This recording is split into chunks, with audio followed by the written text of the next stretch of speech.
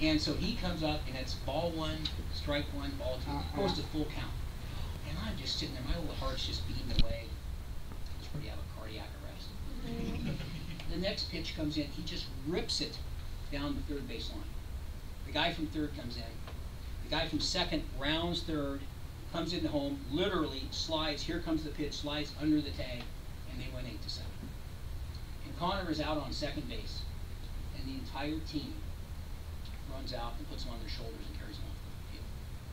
And it wasn't until a few years ago I could tell that story without even cracking up, because my voice just, I remember having a lump so big in my throat that I really couldn't talk that night for about an hour or two. And we got home, and I sat down and had a very, very similar conversation with him about, it was never about baseball.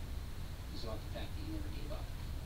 And there were so many things that I watched him through life. And the same thing with Kyle, my older son.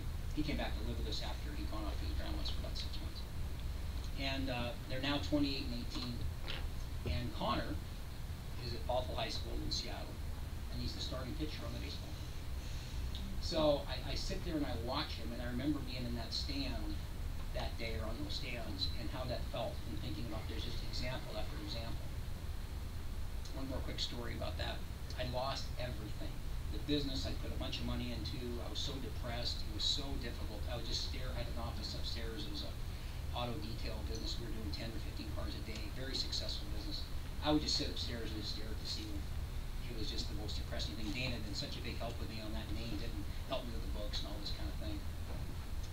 And I just realized that I don't know if I'm going to be able to do this. I just don't know if I can do this. Well, so then we closed the business. I got in debt on that, lost the house, lost all the money, living with Jim.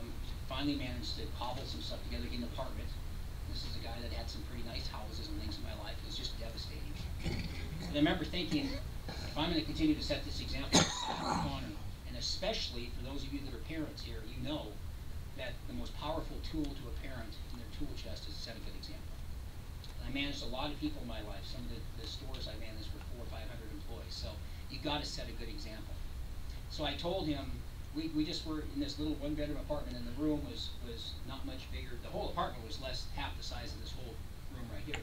But here was our two little beds side by side. You get about that much volume to get our little beds and stuff. And I said, I will have a house for you before you start the 5th grade, which was going to be in 2005. And I said, I don't know how I'm going to do it, but I'll figure it out, because now we're talking 99, 2000, 2001, something like that. But I got some extra jobs. I did a lot of things. I just kept plugging away. In fact, I even did something I didn't think I'd ever do psychologically, is I went and got a safety deposit box at a bank and just would go and just deposit. I'd make some money, just deposit it there, because I didn't want to even have a chance on spending it. And I just didn't think about it. I just kept doing it over and over and over again. And one day I found out, I better go see how much money's in there. And I think by then I had $8 or $9, maybe $10,000, something like that, because I'd just been doing everything I could. And I went begin before you with all the jobs and things that I did. But I somehow managed to get some money, the money together, found a real estate agent, and on August 31st, 2005, walked up to Connor and gave him the keys to our new house. And it was just a little 3-bedroom, 2-bedroom, whatever, 3-bedroom, and a split-level house. And I gave him the keys, and I said, you get to open this door, and you can pick out which room is yours. And that was August 31st, 2005. And September 1st, the following day, he started the 5th grade. So I made that run by one day. And of course, he certainly wasn't complaining.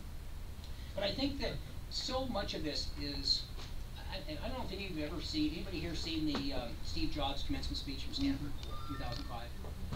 Couple. If you haven't, I highly urge you to do it. Like glad it's on YouTube. And I read it, but it's greater on YouTube. Just type in Steve Jobs commencement speech. But the part that I like about it the most is where he talks about his life. He's got the first third being adopted, the second third his business, and the last third dealing with cancer. And unfortunately, he succumbed to cancer here a year or so ago. But in the middle chunk, he talks about the worst day of his life was the day he got fired from Apple. He started the company. And then he goes through all the steps of the things that he did, and it's very well documented, all of us that have Apple products and know all about Apple. It turned out to be the best day of his life. And what he did, he never would have done it if he hadn't been fired. But what he talked about is you can connect the dots of your life backwards, but not forwards. And And I think it's so important to remember that and always look ahead. I've said for years, all of you fine folks who go out and get in your cars tonight, there's this big windshield. It's about this big. 3 feet, 4 feet by 2 feet. And then there's the rear view mirrors about this size. So that's the proportion you want to use that stuff. You know, just pay attention to what's behind you a little bit, but mostly focus on what's out front. Yeah. And I think that what's interesting is that I think about so many things that happened to me where I think about Steve Jobs and that connecting the dots backwards. When I was a kid, my older brother, I actually talked to him on the way down here tonight, so I drove down from Seattle, would just beat the crap out of me. And it just almost irritated me, because I was actually a pretty nice person. And he was bigger than me, because he was my older brother. Eventually, I got bigger than him, which was nice. So I got that going for me. So, but he would get me down on the ground, and he'd put both knees right here, and just pound my face in. And I don't even know how I do look even halfway decent. The blood would be popping out of it. It just would pound me. But the most irritating thing was not, seriously, was not that. It was the fact that Mom would come in, see what was going on, not realize who'd started it, and say, you need to give your brother a hug. And I'm going to give my brother a hug. And she would stand there, you're going to give your brother, and you know what else you're going to do? You're going to tell him you love him. And I just went, okay, so, and I was getting near that time where I was starting to pass him a little bit, so I'd give him a hug, and I'd kind of whisper to them, I love you. I didn't hear you. I love you. Check your ass. Your room. Got that, Mom? Good. That's good. So that went on with Jimmy and Donnie, my younger brother's sister. She got knocked around a little bit too. I think she did some knocking around herself. But anyway, but I never really thought about all those hugs until May of 1980. And my mom had gotten cancer. I mentioned that earlier. And she'd had all these bipolar issues, but she got cancer. And so about 9 months later, it was kind of near the end. It went very fast. She was 55 years old. And it's May 12th, 1980. My brother Rob calls me, you better come upstairs. I think it's near the end, come on. It's always tough to lose parents. We all do, unfortunately, at some point. And there was my mom and dad. The 4 or 5 of us. There was a hospice nurse. And she was laying here, and she had her head right here. And my mom takes her last breath, and the hospice nurse says, she's gone. And again, there's a lot of people that can understand these things. It's like 5 seconds ago. And Robbie, Jimmy, Donnie, and Gina and I all stood around and hugged each other. We were all just crying. Didn't know what to do at a time like that. But it hit me all of a sudden why she'd had us hug each other and say we love each other. And it all came back to me because these 3 brothers and a sister and I were sharing the same grief and the same sadness together. And because we'd said we love each other, we knew that we could share it, and it's so much better when you can share something, when you can diffuse it to that degree. But the key to this lesson to me is from the day she died back to when I'm going to kick your, you know what, that was 25 years earlier. So something that takes you a long time to get the lesson. And so that's why I would highly encourage you to really think about that and always be aware of it. So, gratitude. Gratitude came along later in life for me. And as I said, I wanted to be a speaker at 19. I was going to be well, everybody's a motivational speaker, it seems like. It's like, I had this friend once, he came into the detail shop and he goes, what do you do for a living? He goes, I'm a comedian. Aren't we all? So, what do you do? You're a motivational speaker. Yeah, whatever. Anyway, there's one working at McDonald's. Anyway, but somehow, when I finally figured out about gratitude, a buddy of mine says to me, with all the struggles you've had, and I know you have a good attitude, you are grateful and try to be appreciative, you should get a gratitude journal. And I never heard of that. So I get a gratitude journal, and do what a lot of people did is put it on the shelf. I'll get to it. And about 2 or 3 months later, I started using it every day, and it changed my life. And one of the things I'm very blessed, from small groups to large groups, and I'm so thrilled to be doing this versus managing a Nordstrom store or Lowe's. I managed one of those. is you get the ability to change somebody's life. And when you give somebody a healthy tool and you explain to them, you walk down some of these same paths that they have, and that they're similar. It isn't just somebody, hi, I'm Dave Rook, I'm teaching from a book here. It's completely different when you walk the walk and you've had the experiences yourself. So I started writing it, and I noticed these amazing things happen to me when you reframe and refocus your mind on somebody and something that's focused on gratitude. And I ended up making my own, the Brooker's Daily Gratitude Journal, and I added some things and changed some things around, and it's very simple. It's just a journal, but it's very, very simple. The gratitude for today and gratitude for tomorrow. Here's your day, your date, and your daily number. Your daily number is a number from 1 to 10. 10 is maybe one of the best days of your life, and 1 is one of the toughest. And what it does is it anchors you and how you're feeling, and you can go back and reference it, and you can see what's happened in your life that maybe made that number high or low. Very, very helpful. Next is current events and special occasions, just a couple of lines. I'll probably write, tomorrow, had a chance to go down and speak to a bunch of fine folks in Portland and so on and so forth. This is everything you're grateful for today, and then there's a little line here for the highlight of your day. And that's the best thing that happened to you. And Connor, my 18-year-old, is now 6'2", and still, he and I are so close, he still sleeps once or twice a week and says, "Good night, Daddy." And let me tell you, as a father, Daddy is the best word I've ever heard in the English language. And then there's a little quote right underneath that, just kind of a specific quote for the day. And then this is your gratitude intentions. And the gratitude for today is simply, and trust me, this takes 7 or 8 minutes, 7.5 minutes. So for those of you with some great abs, it's less than 8-minute abs. So this is everything. I'm so grateful I met Todd Kimball. I'm so grateful I met Mark Hertering. It doesn't, anything, it can be all sorts of things in here. I'm grateful for my health. Typically when I do workshops, health is the first thing that people come up with. Their kids, their family, their friends. And but people forget about, what about a roof over your head? What about a hot shower today? What about having a meal? There's so many things that we kind of lose sight of. And then the gratitude intentions, this is really a fascinating part. This is everything that you do that you're grateful for that's going to happen that hasn't happened yet. Because your mind cannot differentiate between what's happened and what's going to happen. And so I had all sorts of really neat experiences here.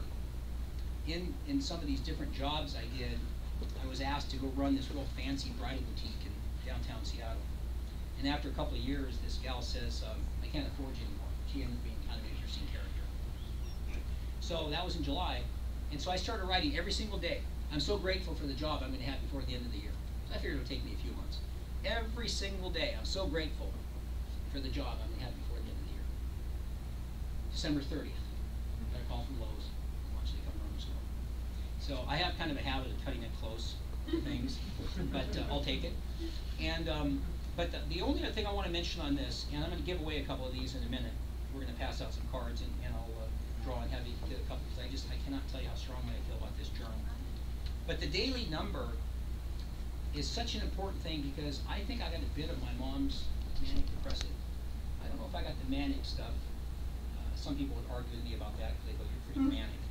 And but I got some of that depression side, and I'm just not taking pills. I can't do it. It's just after watching what happened to Dan, and watched that, a lot of the people I knew that overdosed on prescription medication and abuse, it's just very difficult. So, but I woke up one day and I was about a 4. I knew something was haywire, and I couldn't figure out why. But I just knew something was haywire. So I thought, you know what you better do? I just got dressed, I didn't take a shower. I just went to Starbucks and got my journal and wrote my journal. And it bumped me up to about a 6.5. I felt a lot better. Just, I'm so grateful for Connor, so grateful for Connor. So grateful that I'm healthy. You just get to be at these advanced age. I'm more than likely one of the oldest people in the room here. This is still working, and it's like, you got so many people that suffer and have a tough time, and you got to be so grateful for the things you have. But later that day, I was doing a talk in Burlington, Washington, about 50 miles north of Seattle. And I, a couple hundred people, pretty good sized group. I think it was a Chamber of Commerce, Rotary, something like that. And after it was over, people come up and they buy the journals. I've done some books and things, and then they want to talk to you, which is really cool. They want to tell me their stories. But this one gal in particular really struck me. And she was crying.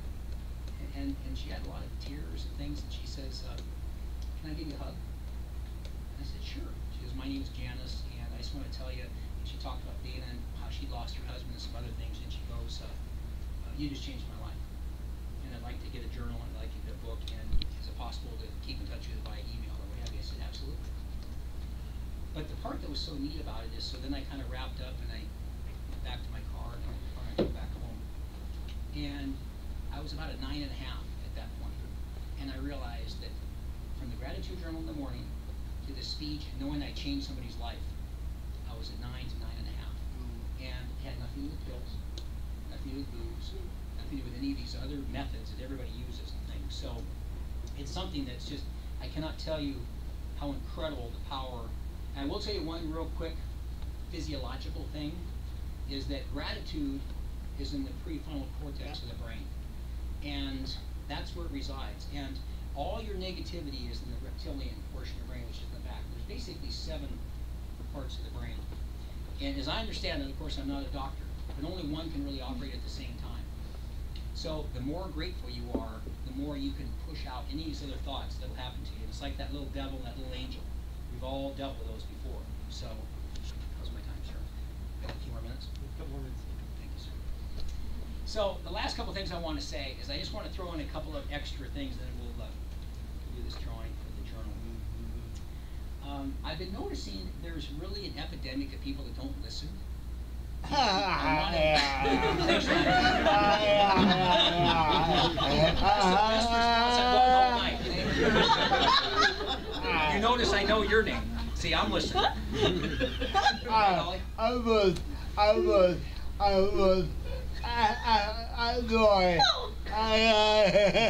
You're worse? Yeah. And I think about, I want to just encourage people, because when you listen, you can take everything around you. Larry King recently retired. He said the one thing that led him through his entire interview career is that you can't learn anything when you're talking. And, I thought that's really true. And there's this story of these 2 guys that are on an airplane, and they get in the plane in L.A. and they fly to New York. It's about a 6-hour flight. One guy talks the entire way. And the other guy just listens. You know, they get off the plane, and the wives pick them up, and the guy that talked the whole way, the wife says, "Well, how was the flight?" "Oh, I met the nicest guy. He was just tremendous." You know, and it's so true. So really think about listening, and of course we got the 2 ears and 1 mouth. Use it in that proportion. But I'm fascinated how many people don't really pay attention. And the reason I bring it up is because if you listen, you can pick out the gratitude that's around you. You can pick out the grateful pieces from other people. But most of all, listen to yourself. Because I know the most important relationship you're ever going to have in your entire life is the one you have with yourself. So I want you to please remember that. And then also pass on and share the gratitude. I'll tell you one last thing. When I think about the ability that this has changed my life, it really saved me. And that's a pretty dramatic statement, but I've had, and then there's a bunch of other things I don't even have the time to mention, or even sometimes don't, that were just devastating things that happened to me. And I thought, how am I going to bounce back from this? But I remember once I was flying. I was fortunate enough to learn how to fly. And I was flying along, and it was down by the coast, and actually over whichever way the Oregon coast is. And I got kind of caught between 2 layers of clouds, which you're not supposed to do as a visual flight pilot. But all of a sudden, the sun just came in, and it just hit the clouds, and all these colors, and it was like that movie, A Space Odyssey, and it was just like, and I'm going like 150 knots or something, and I'm just hanging on for dear life, and my eyes are just like this. I've never seen anything like this. And it probably lasted 30 seconds, but it felt like 10 minutes or something. It was just really bizarre. And I was just hanging on to the yoke, and it just was unbelievable. And all of a sudden, bam, I pop out on the other side of the clouds. And here's the ocean down below, and the sand and whatever. I instinctively just turned to my right to the other seat and went, "God, wasn't that the coolest thing you've ever..." And I was flying by myself. So there was nobody to share that with. So you have to trust me on that one. I can't bring somebody else that Dave's right. It was really cool.